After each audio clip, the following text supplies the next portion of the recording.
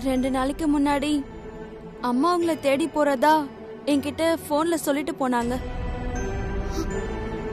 அம்மாக்கு போன் பண்ணா ஸ்விட்ச் ஆஃப்னு வருது. அம்மா எங்கன்னு உங்களுக்கு தெரியுமாக்கா?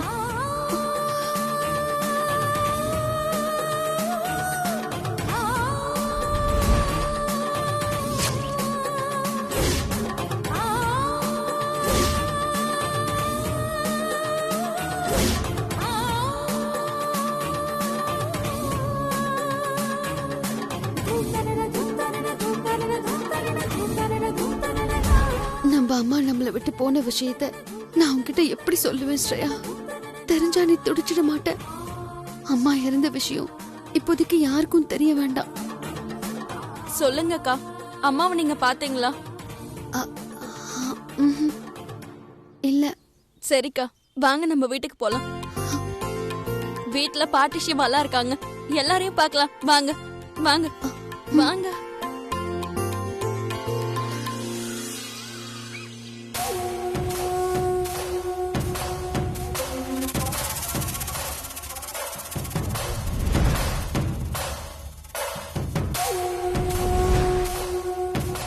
நிஜமாதான் சொல்றியா கண்மணி? மேடி கை அசைஞ்சிச்சா? ஆமாமா, அத நான் என் கண்ணால பார்த்தேன். ஸ்வேதா சொன்ன மாதிரியே அவ கொடுத்த முதல் பாகம் மருந்து வேலை செஞ்சிடுச்சு. என்ன அம்மாவும் பொண்ணும் என்ன பேசிட்டு இருக்கீங்க? ஏய், நீ என்கிட்ட பேசாத. ஏமா என் மேல கோவமா இருக்கியா? அப்புறம் என்ன எதிர்த்து பேசிட்டு இருக்க? அந்த ஸ்வேதாவுக்கு நீ சப்போர்ட் பண்ணி பேசிட்டு இருக்க. அம்மா, நான் ஸ்வேதாக்கு சப்போர்ட் பண்ணி பேசல, சப்போர்ட் பண்ற மாதிரி நடிச்சேன். ஆமாமா, அந்த ஸ்வேதாவுக்கு நீங்க பண்ண எல்லா துரோகமும் தெரிஞ்சு போச்சு. அதனாலதான் அவ இப்படி எதிர்த்து நின்னு இருக்கா. அதனால இனி அவளை நாம முன்ன மாதிரி நம்ம காலுக்கு கீழே போட்டு மிதிக்க முடியாது, எதிர்த்தும் நிக்க முடியாது. அப்படி நின்னா நாம தான் அவகிட்ட தோத்து போவோம். அதான் சகுனி மாதிரி கூடவே இருந்து சமயம் பார்த்து முதுகுல குத்தலான்னு முடிவு பண்ணிருக்கேன். பேத்தி நம்மளெல்லாம் விட பயங்கரமான கிரிமினலா இருக்கிறாளே. மா, நான் உன் பொண்ணுமா, உன்னை போய் நான் விட்டு கொடுப்பேனா? ராசாத்தி அம்மா உனக்கு எதிரின்னா அவ பொண்ணு ஸ்வேதா எனக்கு எதிரி. நாம எல்லாரும் ஸ்வேதா கூட சண்டை போட்டா அப்புறம் மேடிய காப்பாத்த ஸ்வேதா என்ன பண்றா ஏது பண்றான்னு அவ பிளான் என்னன்னே நமக்கு தெரியாம போயிடும். அவ அம்மா மாதிரி வேஷம் போட்டு வந்து முதல் மருந்து கொடுத்த ஸ்வேதா 2வது 3வது மருந்து கொடுக்க என்ன வேணாலும் பண்ணுவா. அவளை நாம மருந்தே கொடுக்க விடாம தடுக்கணும். அப்பதான் நாம நினைச்சபடி பணக்காரியா இந்த வீட்டு சொத்தை அனுபவிச்சு ராணியா வாழ முடியும்.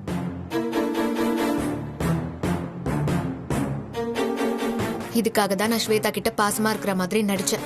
ஏன் ரத்தம் நீ உன்னை போய் சந்தேகப்பட்டேன் பாரு. பூமிகா, ஸ்வேதா கொடுத்த முதல் பாகம் மருந்து வேலை செஞ்சிடுச்சுடி. என்னம்மா சொல்ற? அட ஆமாண்டி, மேடி கைவிரல் அசைஞ்சத நானே என் கண்ணால பார்த்தேன். மா, மேடி கையசைச்ச விஷயம் மட்டும் கல்பனா ஆண்டிக்கு தெரிஞ்சுட்டா அவ்வளவுதான். அவங்களே நேர்ல போய் ஸ்வேதா எங்க இருக்கான்னு பார்த்து தேடி கண்டுபிடிச்சு கூட்டிட்டு வந்து அவ கையாலேயே மீதி இருக்கிற 2 மருந்தை கொடுத்து மேடி உயிரை காப்பாத்திருவாங்க. அப்புறம் நாம எல்லாரும் தெருவுல தான் போய் நிக்கணும். அது பிரச்சனை இல்ல பூமிகா. கல்பனாமா மேடி கை அசைஞ்சத பார்க்காம நான் தான் தடுத்துட்டேன்ல. மா, ஒரு தடவை தடுத்துட்டா போதுமா? கல்பனா ஆண்டி எப்பவுமே மேடி ரூம்ல தான் இருக்காங்க. மேடி கை திரும்ப அசையும் போது அத கல்பனா ஆண்டி பாத்துட்டா என்ன பண்றது?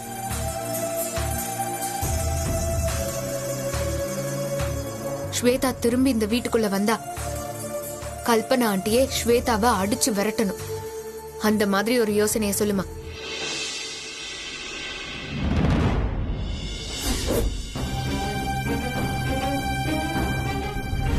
இருக்கிற பையனை கவனிக்காம இல்லாத பொண்ணை தேடிக்கிட்டு இருக்கீங்கல்ல, நான் அப்படித்தான் பேசுவேன்.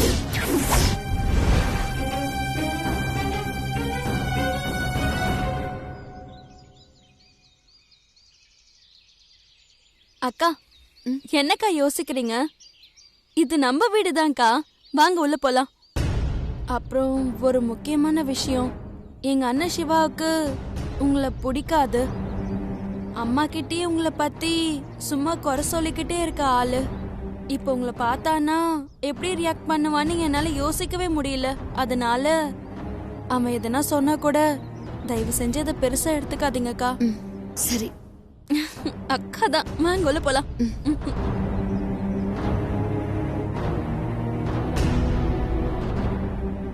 அக்காவை தேடி அம்மா எங்கதான் போனாங்க?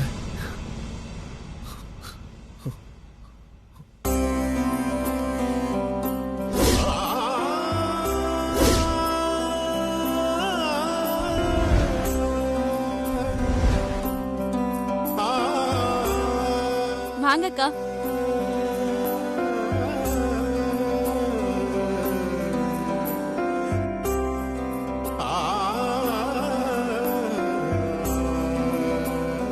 இவங்க சிவா நம்ம அக்காடா. அப்படியே பாக்குறதுக்கு அச்சாசலா நம்ம அம்மா மாதிரியே இருக்காங்கல்ல.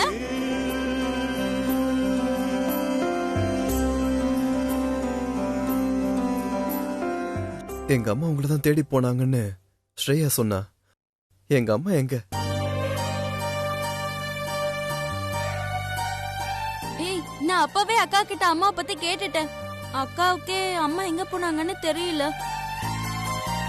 அக்கா நீங்க ஏன் நிக்கிறீங்க? நீங்க உட்காருங்க, நான் போய் பாட்டி கூட்டிட்டு வரேன். பாட்டி, நம்ம வீட்டுக்கு யார் வந்திருக்காங்கன்னு பாருங்க. பாட்டி.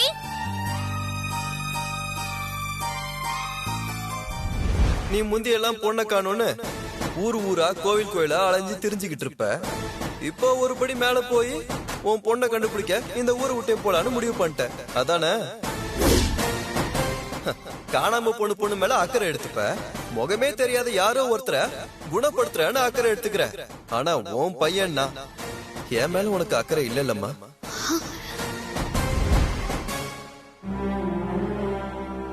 சிவா, ஏன் சிவா என் கூட பேச மாட்டியா? அப்படிலாம் ஒண்ணும் இல்ல. நான் என் தம்பி தங்கச்சிய பார்த்ததுல ரொம்ப சந்தோஷப்படுறேன். ஆனா அந்த மாதிரி சந்தோஷம் உனக்கு இல்லையா? நான் உன்னை பார்க்க வந்தது உனக்கு பிடிக்கலன்னா சொல்லு, நான் இப்பவே இங்க இருந்து போயிடுறேன். அப்படிலாம் ஒண்ணும் இல்லக்கா. இத்தனை வருஷமே எங்க அம்மா உங்களை தேடி அலையும் போதெல்லாம் நான் எங்க அம்மாவை திட்டிக்கிட்டே இருப்பேன். ஏன் உங்களுக்கு எங்களை விட காணாம போன உங்க பொண்ணுதான் முக்கியமானு கேட்டு வார்த்தையாலேயே கொண்டிருக்க. ஆனா இந்த 2 நாளா அம்மா எங்க போனாங்கன்னே தெரியலக்கா. இப்பதான் எனக்கு எங்க அம்மா மேல எவ்வளவு பாசம் வச்சிருக்குன்னு புரியுதுக்கா. எப்ப பார்த்தாலும் அம்மா நினைப்பாவே இருக்குக்கா. என்னால சாப்பிட முடியல, தூங்க முடியல, காலேஜுக்கு போக முடியல, எதுவுமே பண்ண முடியலக்கா. எனக்கே இப்படி இருக்குன்னா உங்களை சின்ன வயசுல தொலைச்ச அம்மாவுக்கு இப்படிதானே இருந்திருக்கும். அத கூட புரிஞ்சுக்க முடியாம அம்மாவை நான் எவ்வளவு டார்ச்சர் பண்ணிருக்கேன். எனக்கு இப்ப அம்மாவை பார்க்கணும் போல இருக்குக்கா.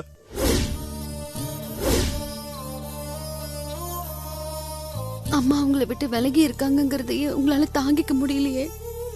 உங்ககிட்ட நான் எப்படி அம்மா இறந்த விஷயத்த சொல்லுவேன்?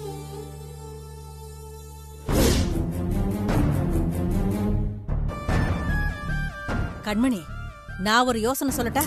அம்மா சும்மா இருமா. நீ வேற முக்கியமான நேரத்துல காமெடி பண்ணிக்கிட்ட. இல்ல, இது நல்ல யோசனை கண்மணி. நீ வேணா கேட்டு பாரு. அம்மா சும்மா இருந்தா கேட்க மாட்டியா? அம்மா, பாட்டி நீங்க சொல்லுங்க. ஸ்வேதா கொடுத்த மருந்தால மாதவன் உடம்பு குணமாகுதுன்னு தெரிஞ்சா கல்பனாமா ஸ்வேதாவை திரும்பவும் வீட்டுக்கு கூட்டிட்டு வந்துருவாங்க. ஆனா அதுவே ஸ்வேதா கொடுத்த மருந்தால மாதவன் உடம்பு இன்னும் மோசமான நிலைமைக்கு போனா அதுக்கு காரணம் ஸ்வேதா தான்னு கல்பனா அம்மா நம்புவாங்க.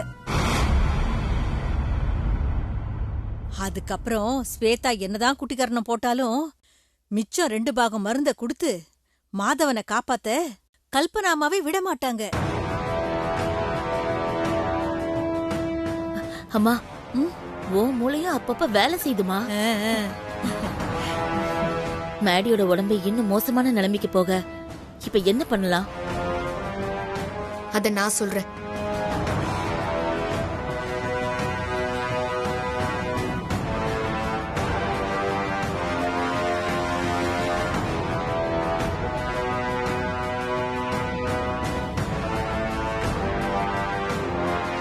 Super plan D.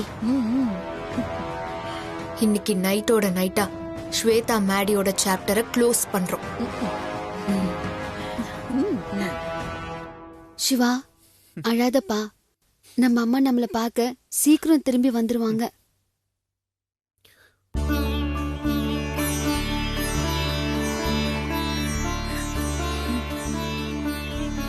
Shweta, Shweta,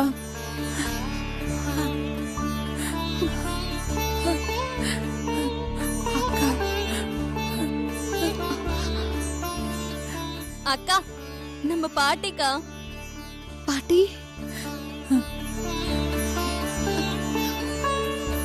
இப்போ உங்க அம்மா உன்னை பார்க்க இங்க இல்லம்மா. இருந்திருந்தா இந்நேரம் அவ கால் தரையில நிக்காது, அப்படியே சந்தோஷத்துல துள்ளி குதிச்சிருப்பா.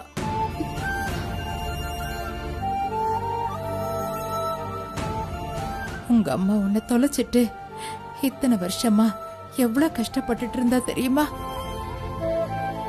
அவ பட்ட கஷ்டத்துக்கெல்லாம் இன்னைக்கு ஒரு நல்ல தீர்வு கிடைச்சிருச்சு. நீ எங்களுக்கு கிடைச்சிட்டம்மா, கிடைச்சிட்ட. பாட்டி அவங்கள எவ்வளவு நேரம் நிக்க வச்சு பேசிட்டு இருப்ப? உட்கார வச்சு பேசுங்க. ஆமா, வாமா வந்து உட்காரு. ஸ்வேதா, பாட்டி உனக்கு கல்யாணம் ஆயிடுச்சாம்மா?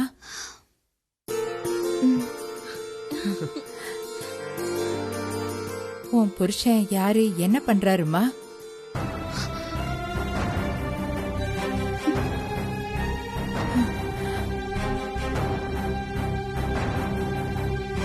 என் புருஷன் இப்போ உயிருக்காக போராடிட்டு இருக்காரு பாட்டி.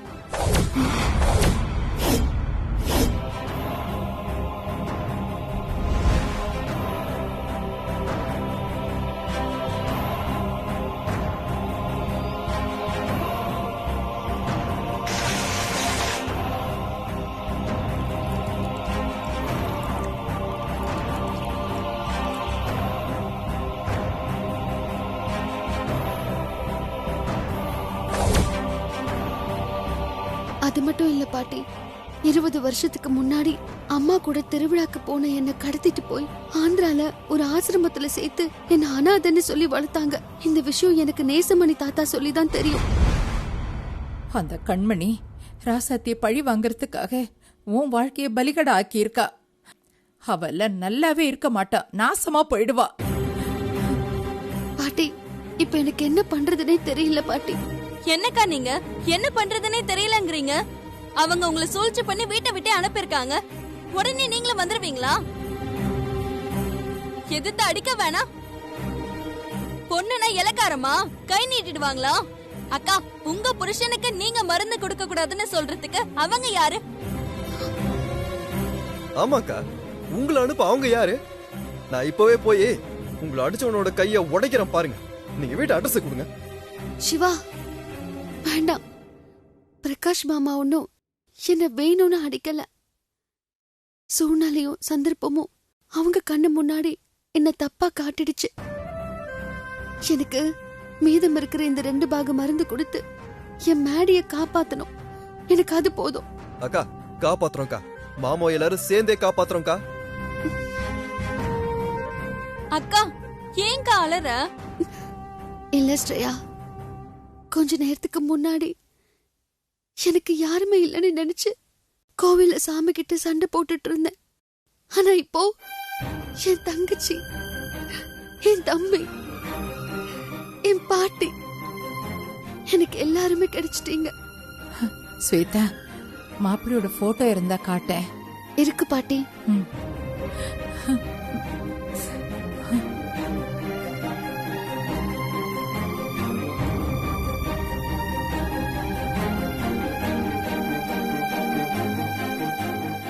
அக்கா இவர் மாடி, இவர் எங்க எல்லாருக்கும் தெரியும்.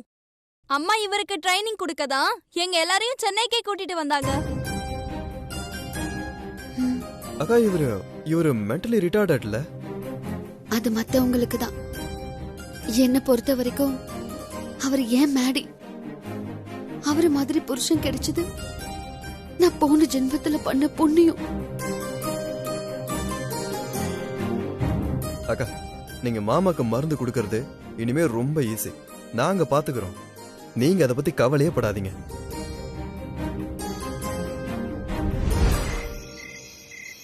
நாளைக்கு எப்படியாவது மேடிக்கு 2ஆம் பாகம் மருந்து கொடுக்கணும்.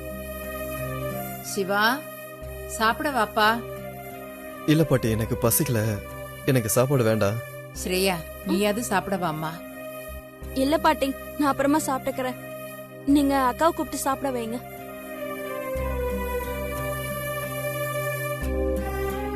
ஸ்வேதா வாமா சாப்பிடலாம். எனக்கு சாப்பாடு வேண்டாம் பாட்டி, பசிக்கல. மனசுல வலி இருக்கும்போது பசி வந்தாலும் தெரியாதும்மா. நீ வா, வந்து சாப்பிடு வா. இல்ல பாட்டி, எனக்கு வேண்டாம் ப்ளீஸ். என்னம்மா இது, சிவாவும் சாப்பாடு வேண்டான்னு சொல்லிட்டான், ஸ்ரேயாவும் வேண்டான்னு சொல்றா. இப்ப நீயும் வேண்டான்னு சொன்னா எப்படிம்மா? இப்படி எல்லாரும் சாப்பிடாம கொள்ளாம கவலையாவே இருந்தா உங்க உடம்பு என்னத்துக்கு ஆறுதும்மா? சிவாவும் ஸ்ரேயாவும் சாப்பிட மாட்டேன்னு சொல்லிட்டாங்களா? ஆமாம்மா.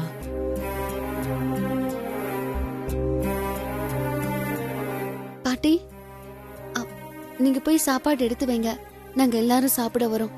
நான் கூட்டிட்டு வரேன். சரிம்மா.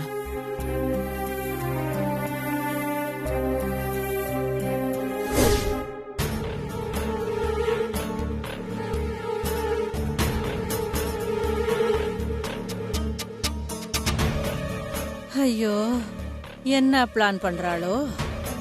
நம்ம தான் ஒரு பிளான சொன்னோம், அதை விட்டுட்டு இப்படி யோசிக்கிறாளே. வயித்த வேற பசிக்குது. ராசாத்தி வீட்லயாவது வேளா வேலைக்கு சோறு கிடைச்சது. இவள நம்பி வந்ததுக்கு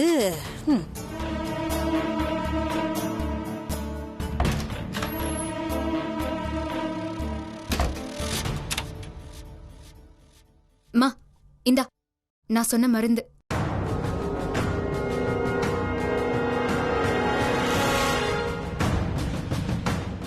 இந்த மருந்துல 2 சொட்ட மேடி வாயில விட்டா போதும். மருந்து கொடுத்த 1 மணி நேரத்துல மேடிக்கு ஃபிக்ஸ் வந்துரும். மேடிக்கு ஃபிக்ஸ் வர காரணம் ஸ்வேதா கொடுத்துட்டு போன முதல் பாக மருந்து தான்னு நம்ம வீட்ல இருக்கிற எல்லாரையும் நம்ப வச்சுட்டா போதும். அதுக்கப்புறம் ஸ்வேதா 2ஆம் பாகம் 3ஆம் பாகம் மருந்து கொடுக்க இந்த வீட்டுக்கு வரேன்னு சொன்னா கூட கல்பனா ஆண்டியை அதுக்கு அனுமதிக்க மாட்டாங்க. மருந்து கொடுக்காததுனால மேடி செத்துருவான். அப்போ அந்த பழி ஸ்வேதா மேல விழுந்துரும். Plan okay. பிளான் எல்லாம் ஓகே தான். மேடி ரூம்ல கல்பனா ஆண்டி கண்டிப்பா இருப்பாங்க. அவங்கள ஏமாத்தி நாம எப்படி இந்த மருந்த மேடிக்கு கொடுக்க போறோம்? அதுக்கு ஏதாச்சும் ஒரு ஐடியா சொல்லுங்க. இதுக்கு என்னடி பெரிய ஐடியா? நீ என்ன பண்ற? மேடி ரூம்ல இருக்கிற கல்பனா அம்மாவ வெளியே கூப்பிட்டு வச்சு அவங்க கிட்ட ஏதாவது பேச்சு கொடுத்துட்டு நீயும் அவங்களும் பேசிட்டு இருக்க கேப்ல நானும் எங்க அம்மாவும் யாருக்குமே தெரியாம மேடி ரூம்குள்ள போயிடுறோம். நானுமா? அதுக்கப்புறம் எங்க அம்மா மேடி வாயில இந்த மருந்த விட்டதும் நாங்க 2 பேருமே யாருக்கும் தெரியாம வெளியே வந்துடுறோம். நான் போய் மேடி வாயில மருந்து விடணுமா? நான் மருந்து விடுறத பார்த்தா குடும்பமே சேர்ந்து எனக்கு டின்னு கட்டிடுமே. அடி வாங்குற உடம்பா இது. இப்ப என்ன பண்றது? ஓகேமா, அப்படியே பண்ணிடலாம். கண்மணி, உன் பிளான்ல ஒரு சின்ன சேஞ்ச். என்ன சேஞ்சு? அது மேடிக்கு மருந்து கொடுக்கறதுக்கு நம்ம 2 பேரும் போக வேண்டாம். நீ மட்டும் போயிட்டு வா. நானும் பூமிகாவும் போய் கல்பனா அம்மாவை சமாளிக்கிறோம். நான் ஏன் சொல்றேன்னா, கல்பனா அம்மாவை ஒரு ஆள் சமாளிக்கிறது கொஞ்சம் கஷ்டம்தான். அதே 2 ஆளுனாக்கா கொஞ்சம் ஈஸியா சமாளிக்கலாம். ஆமாம்மா, பாட்டி சொல்றதும் சரிதானம்மா. நானும் பாட்டியும் போய் கல்பனா ஆண்டிய சமாளிச்சுக்கிறோம். நீ போய் மேடிக்கு மருந்து கொடுத்துரு. சரிடி. அப்பா ஒரு வழியா ஒத்துக்கிட்டா. வா.